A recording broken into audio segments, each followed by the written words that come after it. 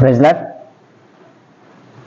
ప్రభు యొక్క పరిశుద్ధ నామంలో అందరికీ శుభాభివందనములు తెలియజేసుకుంటున్నాను. మీరు పరిశుద్ధ దినం, పునరుద్ధాన దినం, ఆదివార దినంన దేవాతి దేవుడు మనకిచ్చినటువంటి నూతనమైన గొప్ప వాగ్దానం. అది కీర్తన గ్రంథము 62వ అధ్యాయము 10వ వచనం.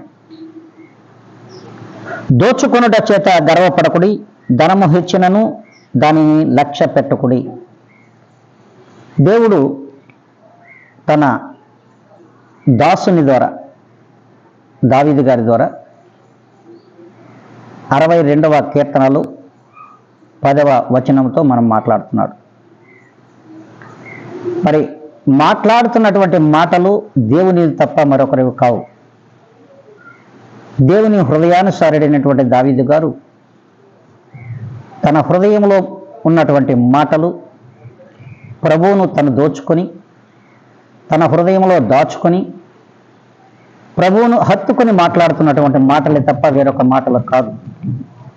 మరి దేవుడు మాట్లాడుతున్నటువంటి ఈ మాటలను మనం పెడచెవిన పెడుతూ ఉన్నాం. మనం ఈ లోకంలో దోచుకున్నట చేత గర్వపడిపోతున్నాం, అంతేకాదు అతిశయపడుతున్నాం, మరి గర్వపు మాటలు మాట్లాడుతున్నాం. ధనము హెచ్చినను మదము హెచ్చును అని దేవుని వాక్యం సెలవిస్తుంది.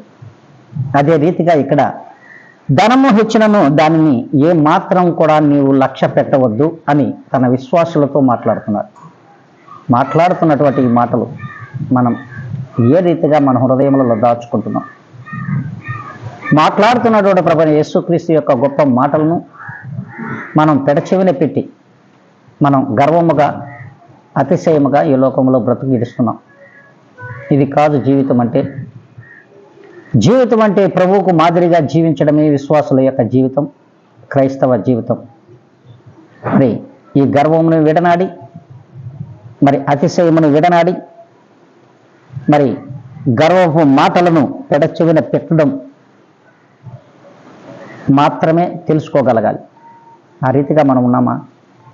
మరి ఈ దినం నుండైనా సరే ఆ గర్వపు మాటలను గర్వమును విడిచిపెట్టి మరి ఆ యొక్క ధనమును లక్ష్య పెట్టకుండా దేవునిని లక్ష్య పెట్టేవారిగా ఉందామా అనుకున్నట్లయితే అందరూ కూడా తలలు వచ్చి ప్రభు యొక్క ప్రార్థనలో ఏకీభవించాలని ప్రభు పేరట మనవి చేసుకుంటూ ఉన్నాను.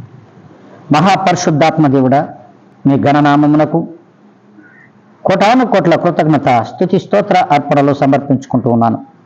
ప్రభా, ఇదిగో నీ ఛానల్ని వీక్షించున్నటువంటి బిడ్డలు ప్రతి ఒక్కరిని పేరు పేరున జ్ఞాపకం చేసుకోండి. వినగలిగినటువంటి చెవులను నీ బిడ్డలకు దయచేయండి. అలాగే గ్రహించగలిగినటువంటి హృదయములను కూడా దయచేయమని బ్రతిమలాడుకుంటూ ఉన్నాను.